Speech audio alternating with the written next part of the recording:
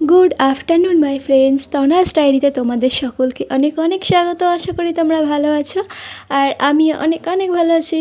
আর আজকে ঝটাফট বেরিয়ে পড়লাম আমরা শপিংয়ের জন্যে। আর দেখতে থাকো আমার এই মিনি ব্লগটা আর করেছি আমি এবং আমার মামাই, মানে দিদির মেয়ে, দুজনে একসঙ্গে আমরা গিয়েছিলাম। তো দেখো আমরা কোথায় কোথায় যাই আর কী কিনি। আর একটু একটু বৃষ্টি হচ্ছিলো, তাই ভাবলাম ছাতাটা নিয়ে বার হই। আর কি বলো তো, অল্প অল্প বৃষ্টি হচ্ছে, তো তার মানে এইবারে শীতটাও কিন্তু দারুণভাবে পড়বে।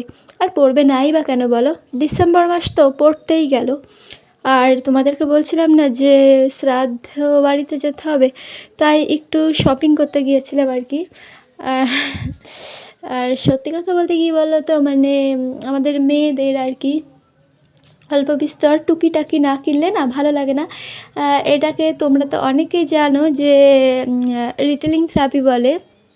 আর তোমরা বলো কারা কারা এই থেরাপি করতে ভালোবাসো। আর দেখো এখানটায় আমার পুরো অ্যাক্সিডেন্ট ঘটে যাচ্ছিল, একটুর জন্যে বেঁচে গিয়েছি বস, না হলে আজকে আমি তো ওখানেই শেষ। আর সবাই হাসাহাসি করতো, আর পুরো পেস্টিস পুরো পাঞ্চার। আর দেখো এখানে আমি সো কনফিউজড যে আমি কোনটা নেব। আর তোমাদেরকে আমি দেখাবো যে আমি কোনটা নিয়েছিলাম, কিন্তু সেটা পরের ভিডিওতে।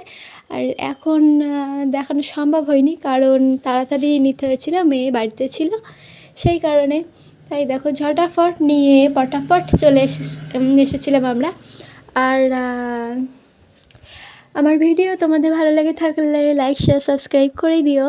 আর আজকে এখানেই দেখা হচ্ছে অন্য ভিডিওর সাথে পরের দিন। টাটা।